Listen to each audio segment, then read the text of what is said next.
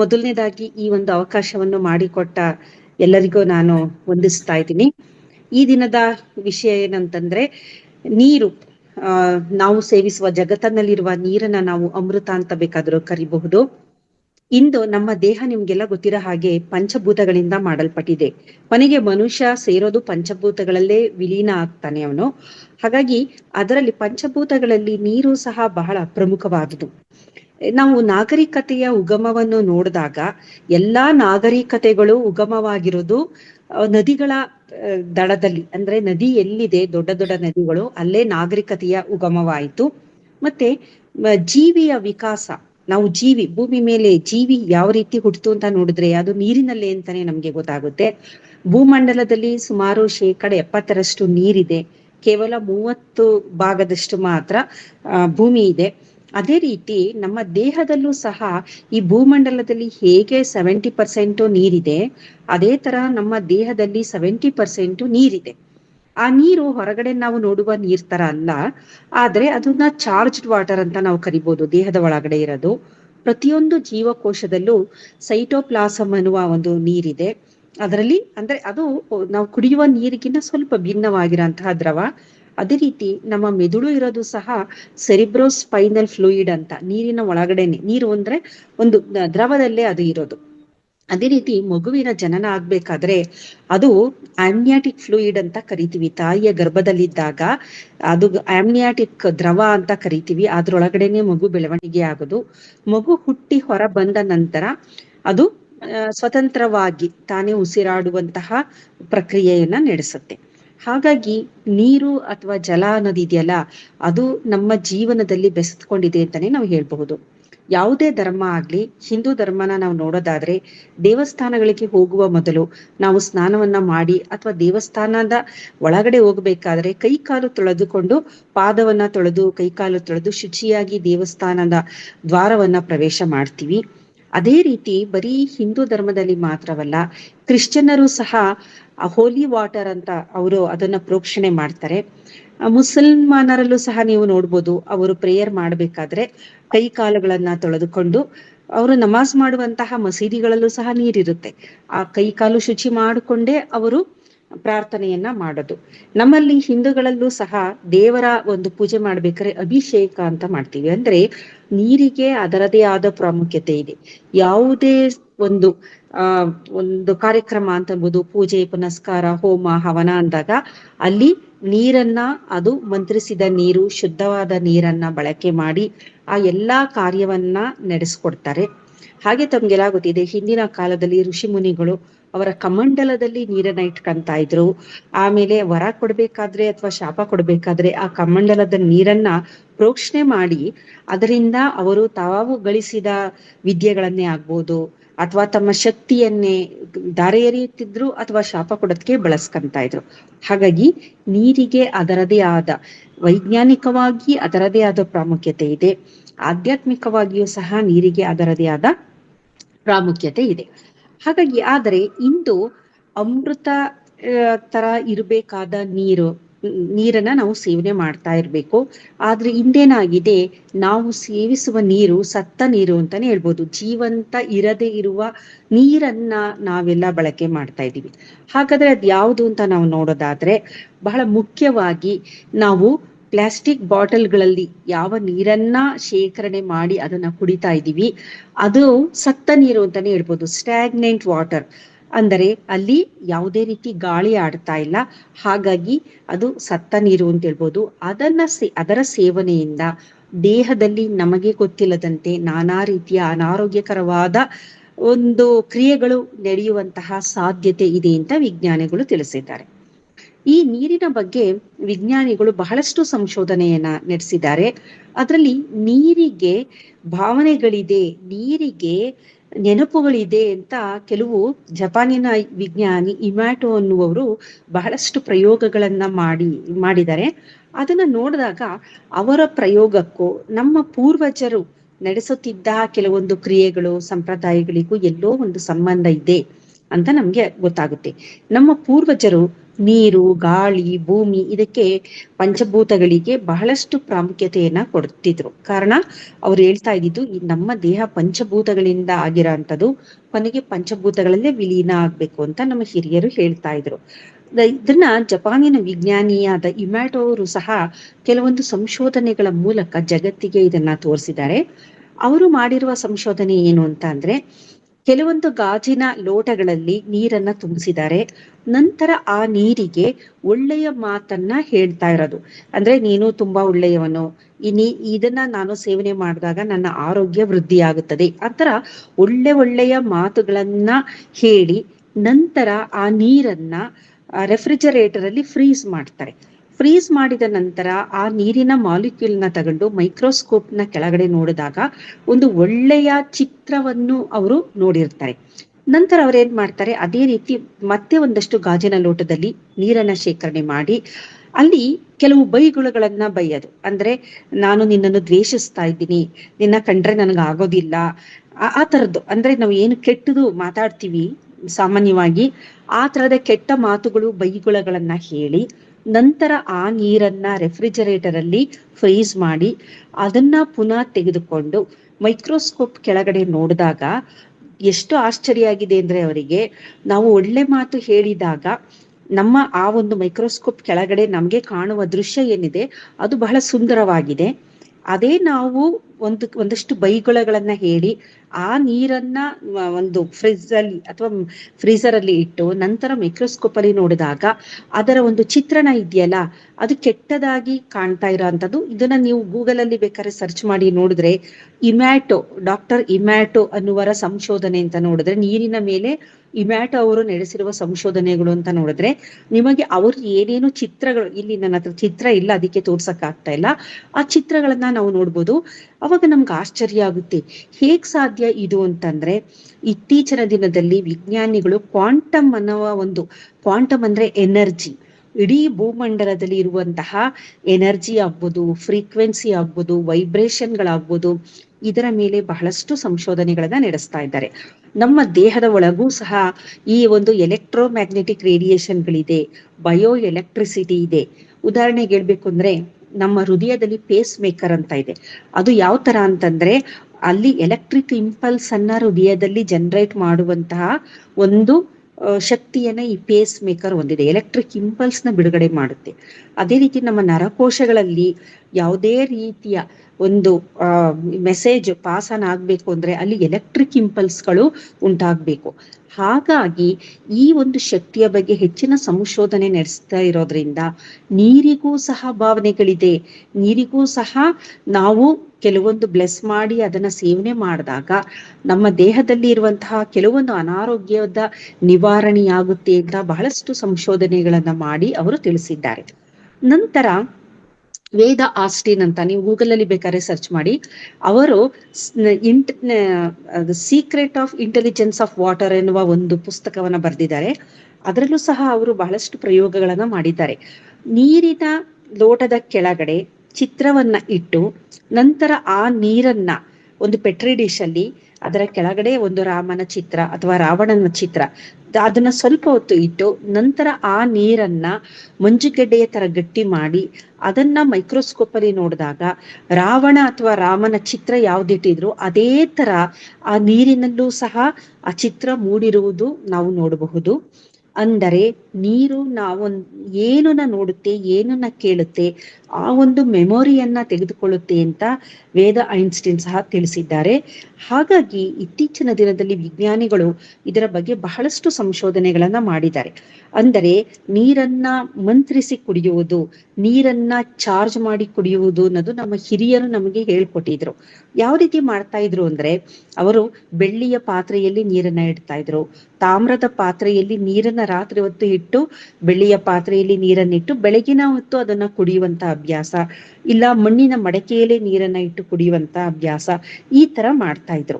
ಇಲ್ಲೇನಾಗ್ತಿತ್ತು, ತಾಮ್ರ ಅಥವಾ ಬೆಳ್ಳಿಯ ಪಾತ್ರೆಗಳಲ್ಲಿ ನೀರು ಇಟ್ಟು ಕುಡಿದ ನಂತರ ಅದು ಚಾರ್ಜ್ಡ್ ವಾಟರ್ ಆಗ್ತಾ ಇತ್ತು. ಅದರಿಂದ ನಮ್ಮ ದೇಹಕ್ಕೆ ಪೂರಕವಾಗುವ ಅಂಶಗಳು ಬಹಳಷ್ಟು ಖನಿಜಗಳಾಗಿರಬಹುದು, ಸತ್ವಯುತವಾದದ್ದು ನಮ್ಮ ದೇಹಕ್ಕೆ ದೊರೀತಾ ಇತ್ತು. ಆದ್ರೆ ನಾವು ಇಂದೇನ್ ಮಾಡ್ತಾ ಇದ್ದೀವಿ, ತಾಮ್ರ ಬೆಳ್ಳಿಯ ಪಾತ್ರೆಗಳು ಅಥವಾ ಅದು ಬಾಟಲ್ಗಳ ಬದಲಾಗಿ ಪ್ಲಾಸ್ಟಿಕ್ ಬಾಟಲ್ಗಳನ್ನ ಬಳಸ್ತಾ ಇದ್ದೀವಿ. ಪ್ಲಾಸ್ಟಿಕ್ ಬಾಟಲಿನಲ್ಲಿರುವಂತಹ ರಾಸಾಯನಿಕಗಳು ನೀರಿನ ಜೊತೆ ಸೇರಿಕೊಂಡು ಅದು ನಮ್ಮ ದೇಹವನ್ನ ಹಾಳು ಮಾಡ್ತಾ ಇದೆ ಅನ್ನುವುದನ್ನ ನಾವೆಲ್ಲೋ ಮರಿತಾ ಇದೀವಿ. ಈಗ ನಾವು ದೇವಸ್ಥಾನಕ್ಕೆ ಹೋದಾಗ, ತೀರ್ಥದ ಸೇವನೆ ಮಾಡಿದಾಗ ನಮ್ಗೆ ಏನೋ ಒಂದು ಸಂತೋಷ ಆಗುತ್ತೆ, ನೆಮ್ಮದಿ ಸಿಗುತ್ತೆ. ಕಾರಣ ಏನಂತಂದ್ರೆ, ಬೆಳ್ಳಿಯ ಬಟ್ಟಲಿನಲ್ಲಿ ಇಟ್ಟಿರುವ ನೀರಿಗೆ ತುಳಸಿ ಹಾಕಿರ್ತಾರೆ, ಅದೇ ರೀತಿ ಪಚ್ಚಕರ್ಪೂರ, ಈ ತರದ್ದು ಕೆಲವೊಂದು ವಸ್ತುಗಳನ್ನ ದೇವಸ್ಥಾನದಲ್ಲಿ ಮಂತ್ರಾಕ್ಷತೆಗಳು ಇದನ್ನ ಬಳಕೆ ಮಾಡಿರೋದ್ರಿಂದ ಅದನ್ನ ಸೇಕ್ರೆಡ್ ವಾಟರ್ ಅಂತ ಹೇಳ್ಬೋದು. ಆ ನೀರನ್ನ ಸೇವನೆ ಮಾಡಿದಾಗ ಅದು ನಮ್ಮ ಆರೋಗ್ಯ ವರ್ಧಕವಾಗಿ ಕೆಲಸ ಮಾಡುತ್ತೆ.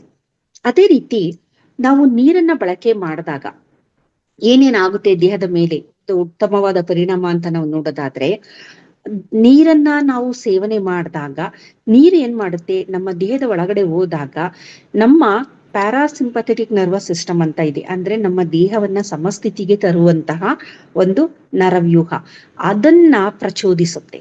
ಅದು ಯಾವಾಗ ಪ್ರಚೋದ ಆಗುತ್ತೆ, ಅವಾಗ ನಮ್ಮಲ್ಲಿರುವ ಒತ್ತಡ ಕಮ್ಮಿ ಆಗುತ್ತೆ, ನಮ್ಮ ಹೃದಯ ಬಡಿತ ಜಾಸ್ತಿ ಆಗಿರುವುದು ಕಮ್ಮಿ ಆಗುತ್ತೆ, ಸಕ್ಕರೆಯ ಪ್ರಮಾಣ ರಕ್ತದಲ್ಲಿ ಹೆಚ್ಚಾಗಿರುವುದು ಕಡಿಮೆ ಆಗುತ್ತೆ, ರಕ್ತದೊತ್ತಡ ಕಡಿಮೆ ಆಗುತ್ತೆ. ಹಾಗಾಗಿ ನಾವು ಯಾವಾಗಲೂ ಪ್ರತಿದಿನ 2.5 ಇಂದ 3 ಲೀಟರ್ ನೀರನ್ನ ಸೇವಿಸಬೇಕು. ನೀರು ಬಹಳ ಮುಖ್ಯ ಅಂತ ವೈದ್ಯರು ಹೇಳ್ತಾರೆ. ಈ ನೀರು, ಅದು ತಣ್ಣನೆಯ ನೀರನ್ನ ಸೇವಿಸೋದ್ರಿಂದ ನಮ್ಮ ವೇಗಸ್ ನರ್ವ್ ಆಕ್ಟಿವೇಟ್ ಆಗುತ್ತೆ. ವೇಗಸ್ ನರ್ವ್ ಆಕ್ಟಿವೇಟ್ ಆದಾಗ ಅದು ನಮ್ಮ ಮುಂಭಾಗದ ಮೆದುಳನ್ನು ಆಕ್ಟಿವೇಟ್ ಮಾಡೋದ್ರಿಂದ ನಮಗೆ ಒಳ್ಳೆಯ ಆಲೋಚನೆಗಳು, ಒಳ್ಳೆಯ ಡಿಸಿಷನ್ ಮಾಡುವಂತಹ ಕೆಪಾಸಿಟಿ ಇದೆಲ್ಲ ಉಂಟಾಗೋದು ತಣ್ಣೀರಿನ ಸೇವನೆ ಅಥವಾ ತಣ್ಣೀರಿನಲ್ಲಿ ಕೈ ಕಾಲು ತೊಳೆಯೋದು ಅಥವಾ ತಣ್ಣೀರಿನ ಸ್ನಾನ, ಇದೆಲ್ಲ ಬಹಳ ಒಂದು ಉತ್ತಮ ಅಂತಾನೆ ಹೇಳ್ಬೋದು. ಇದು ಒತ್ತಡದ ಹಾರ್ಮೋನ್ ಅನ್ನ ಕಮ್ಮಿ ಮಾಡುತ್ತೆ. ಅದರ ಜೊತೆಯಲ್ಲಿ ಒಂಥರ ಮನಸ್ಸಿಗೆ ತುಂಬಾ ಒಂದು ಒತ್ತಡ ಉಂಟಾದಾಗ ಆಹ್ಲಾದಕರವಾದ ಒಂದು ಮನಸ್ಥಿತಿಗೆ ನಮ್ಮನ್ನ ತೆಗೆದುಕೊಂಡೋಗುತ್ತೆ. ಇದರ ಜೊತೆಯಲ್ಲಿ ತಣ್ಣೀರಿನ ಸ್ನಾನ ಮಾಡಿದಾಗ ಅಲರ್ಟ್ನೆಸ್, ಅದಕ್ಕೆ ಹೇಳ್ತಾರೆ ಮಕ್ಕಳುಗಳು ಓದ್ಬೇಕಾದ್ರೆ ನಿದ್ದೆ ಮಾಡ್ತಾ ಇದ್ರೆ ಹೋಗಿ ಎದ್ದೋ ಮುಖ ತೊಳಿ ಅಂತ ಅಂತಾರೆ. ಅಂದ್ರೆ ಅಲರ್ಟ್ನೆಸ್ ಅಂತ ನಮ್ಮನ್ನ ಎಚ್ಚರಿಕೆ ಅಥವಾ ಜಾಗೃತಿಯ ಸ್ಥಿತಿಗೆ ತೆಗೆದುಕೊಂಡು ಹೋಗುವ ಶಕ್ತಿ ನೀರಿಗಿದೆ. ಆಮೇಲೆ ನೀರನ್ನ ಈಗ ನೋಡಿ, ಎಲ್ಲೋ ಬಂದು ಬೇಸರದಿಂದ ಕೂತಿದ್ದಾಗ, ಆಲಸ್ಯದಿಂದ ಕೂತಿದ್ದಾಗ ಹೋಗಿ ಸ್ನಾನ ಮಾಡಿ ಬಂದಾಗ ಒಂದು ಲವಲವಿಕೆ ಬರುತ್ತೆ. ಅಂದರೆ ಅದು ನಮ್ಮ ಭಾವನೆಗಳು, ನಮ್ಮ ಮೂಡನ್ನ ಚೆನ್ನಾಗಿ ಮಾಡುವಂತಹ ಶಕ್ತಿ ನೀರಿಗಿದೆ. ಇದರ ಜೊತೆಗೆ ಯಾರು ತಣ್ಣೀರಿನ ಸ್ನಾನ ಮಾಡ್ತಾರೆ ಅವರಿಗೆ ರೋಗ ಪ್ರತಿರೋಧಕ ಶಕ್ತಿ ತುಂಬಾ ಚೆನ್ನಾಗಿರುತ್ತೆ. ಎಂತಹ ಸಂದರ್ಭದಲ್ಲೂ ಅವರಿಗೆ ನೆಗಡಿ ಆಗ್ಬೋದು ಅಥವಾ ಬೇರೆ ಬೇರೆ ಸಣ್ಣ ಪುಟ್ಟ ಕಾಯಿಲೆಗಳು, ಸೋಂಕುಗಳು ಇದು ಬರದಿದ್ದ ಹಾಗೆ ಈ ಒಂದು ಅಭ್ಯಾಸ ತಡೆಗಟ್ಟುತ್ತೆ. ಹಾಗಾಗಿ ಮೊದಲಿನಿಂದ ಹಿರಿಯರು ಏನ್ ಮಾಡ್ತಾ ಇದ್ರು, ತಣ್ಣೀರಿನ ಸ್ನಾನವನ್ನ ಅಭ್ಯಾಸ ಮಾಡಿಸಿದ್ರು. ಆದರೆ ಇಂದೇನಾಗಿದೆ, ನಂತರ ಇತ್ತೀಚಿನ ದಿನಗಳೇ ಅಂದ್ರೆ ಒಂದು 20-30 ವರ್ಷಗಳಿಂದ ಏನಾಗಿದೆ, ಜನ ಬಿಸಿ ನೀರಿನ ಸ್ನಾನಕ್ಕೆ ಒಗ್ಗಿ ಹೋಗಿರೋದ್ರಿಂದ ಆ ರಿಸಿಲಿಯನ್ಸ್ ಅಂತ ಅಂತೀವಿ. ರಿಸಿಲಿಯನ್ಸ್ ಅಂದ್ರೆ ಸ್ಥಿತಿಸ್ಥಾಪಕತ್ವ, ಅದನ್ನ ನಾವು ಎಲ್ಲೋ ಕಳ್ಕೊಂತ ಇದೀವಿ. ಇದರ ಜೊತೆಯಲ್ಲಿ ಈ ಒಂದು ರೋಗ ಪ್ರತಿರೋಧಕ ಶಕ್ತಿಯು ಸಹ ಎಲ್ಲೋ ಒಂದು ಕಡೆ ಕಡಿಮೆ ಆಗ್ತಾ ಇದೆ ಅಂತ ಅನ್ಬಹುದು. ಇದೇ ರೀತಿ ನೀರು ನಮ್ಮ ಮರುಹುಟ್ಟಿನ ಒಂದು ಸೂಚಕ ಅಂತ ಹೇಳ್ಬೋದು. ಉದಾಹರಣೆಗೆ ಹೇಳ್ಬೇಕು ಅಂತಂದ್ರೆ, ನೀವು ಗಂಗಾ ನದಿಗೆ ಹೋಗಿ ಅಲ್ಲಿ ಸ್ನಾನ ಮಾಡಿದಾಗ ನಾವು ಹೇಳ್ತೀವಿ, ಗಂಗಾ ನದಿಗೆ ಹೋಗಿ ಸ್ನಾನ ಮಾಡಿದ್ರೆ ನಮ್ಮ ಪಾಪಗಳೆಲ್ಲ ಹೋಗುತ್ತೆ ಅಂತ. ಅಂದರೆ ನಮಗೆ ಮರುಹುಟ್ಟನ್ನು ನೀಡುವಂತಹ ಶಕ್ತಿ, ಅಂದ್ರೆ ಮಾನಸಿಕವಾಗಿ ನಾನು ಹೇಳ್ತಾ ಇರೋದು. ನಾವು ಈಗ ಮನಸ್ಸಿನಲ್ಲಿ ಒಂದು ಕ್ಲೇಶಗಳಿರುತ್ತೆ, ಪಾಪ ಪ್ರಜ್ಞೆ ಇರುತ್ತೆ, ಏನೋ ಪಾಪ ಮಾಡಿದ್ದೀನಿ ಎನ್ನುವ ಭಾವನೆಗಳಿರುತ್ತೆ. ಹಾಗಾಗಿ ಅದೊಂದು ಪ್ರತೀತಿ ಇದೆ, ಗಂಗಾ ನದಿಯಲ್ಲಿ ಸ್ನಾನ ಮಾಡಿದಾಗ ನಮ್ಮ ಎಲ್ಲಾ ಪಾಪಗಳು ನಾಶವಾಗಿ ಪುಣ್ಯ ನಮ್ಮನ್ನ ದೊರಕುತ್ತದೆ ಅಂತ ಹೇಳ್ತಾರೆ. ಹಾಗಾಗಿ ನಾವು ನೀರಿನಲ್ಲಿ ಅದು ಪವಿತ್ರ ನದಿಗಳಲ್ಲಿ ಸ್ನಾನ ಮಾಡಿದಾಗ ಲೆಟ್ಟಿಂಗ್ ಗೋ ಅಂತಂದ್ರೆ ನಮ್ಮಲ್ಲಿರುವ ಜಡತ್ವನ ನಾವು ತೊಡೆದು ಹಾಕಬಹುದು, ನಮ್ಮಲ್ಲಿರುವ ಪಾಪ ಪ್ರಜ್ಞೆಯನ್ನ, ನಮ್ಮಲ್ಲಿರುವ ಕ್ಲೇಶಗಳನ್ನ ತೆಗೆದುಹಾಕಿ ಹೊಸ ಜೀವನ ಅಥವಾ ಹೊಸತನವನ್ನ ನಾವು ಪಡಿಬಹುದು ಅಂತ ಹೇಳ್ತೀವಿ. ಇದರ ಜೊತೆಗೆ ನಮ್ಮಲ್ಲಿ ಅಡಕವಾಗಿರುವ ಕೋಪ, ದ್ವೇಷ, ಈ ತರದ ಹಲವಾರು ಕೆಟ್ಟ ಭಾವನೆಗಳನ್ನು ಸಹ ಒಳ್ಳೆಯ ಅಂದ್ರೆ ಗಂಗಾ, ಯಮುನಾ, ಸರಸ್ವತಿ ಈ ನದಿಗಳ ನೀರಿನ ಸ್ನಾನ ಮಾಡಿದಾಗ, ಕುಂಭಮೇಳದ ಬಗ್ಗೆ ನೀವೆಲ್ಲ ಕೇಳಿದ್ದೀರಾ. ಇತ್ತೀಚಿನ ದಿನದಲ್ಲಿ ಕುಂಭಮೇಳ ನಡೆದಾಗ ಅದಕ್ಕೆ ಎಲ್ಲಾ ಕಡೆಯಿಂದ ಕೋಟ್ಯಾಂತರ ಜನ ಬಂದು ಕುಂಭಮೇಳದಲ್ಲಿ ಸ್ನಾನ ಮಾಡ್ಕೊಂಡು ಬಂದ್ರು ಅನ್ನೋದು, ಆ ಸಂಗಮದಲ್ಲಿ ಸ್ನಾನ ಮಾಡ್ಕೊಂಡು ಬಂದಿರೋದು ತಮ್ಗೆಲ್ಲ ಗೊತ್ತಿದೆ. ಅಂದ್ರೆ ನಮ್ಮಲ್ಲಿರುವ ಭಾವನೆಗಳನ್ನೆಲ್ಲ ಅದು ತೊಡೆದು ಹಾಕುವಂತಹ ಶಕ್ತಿ ನೀರಿಗಿದೆ ಅಂತ ವಿಜ್ಞಾನಿಗಳು ತಿಳಿಸಿದ್ದಾರೆ. ಇದು ಎಲ್ಲಾ ಧರ್ಮದಲ್ಲೂ ಸಹ ನಾವು ನೋಡಬಹುದು. ಅದೇ ರೀತಿ ನಾನು ಹೇಳಿದೆ, ಮಗು ಹುಟ್ಟುವುದು, ಮಗುವಿನ ಸಂಪೂರ್ಣ ಬೆಳವಣಿಗೆ ದ್ರವದಲ್ಲೇ ಆಗುತ್ತೆ, ನೀರಿನಲ್ಲೇ ಆಗುತ್ತೆ. ಅದನ್ನ ಆಮ್ನಿಯಾಟಿಕ್ ಫ್ಲೂಯಿಡ್ ಅಂತ ಕರಿತೀವಿ. ಅದೇ ತರ ಜೀವಿಯ ಉಗಮ, ಈ ಜಗತ್ತಿನಲ್ಲಿ, ಈ ಭೂಮಿಯಲ್ಲಿ ಜೀವಿಯ ಉಗಮವೂ ಸಹ ನೀರಿನಿಂದನೇ ಆರಂಭವಾಯಿತು.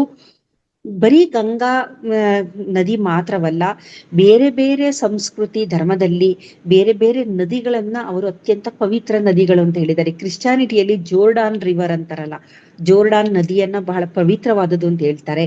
ಅದೇ ರೀತಿ ಯಮುನಾ ನದಿಯ ದಡದಲ್ಲಿ ಕೃಷ್ಣನ ಬಾಲ್ಯವನ್ನು, ಕೃಷ್ಣನ ಬಗ್ಗೆ ನಾವು ಯಾವುದೇ ಒಂದು ವಿವರಗಳನ್ನು ತಿಳಿಸಬೇಕಾದ್ರೆ ಯಮುನಾ ನದಿಯ ತೀರದಲ್ಲಿ ಕೃಷ್ಣ ಅಂತ ನಾವು ಅದಕ್ಕೆ ಜೋಡಣೆ ಮಾಡಿ ಹೇಳ್ತೀವಿ. ಅಂದ್ರೆ ನದಿಗಳಿಗೆ ಅದರದೇ ಆದ ಪವಿತ್ರತೆ ಇದೆ ಅಂತ ನಾವು ಹೇಳ್ಬಹುದು.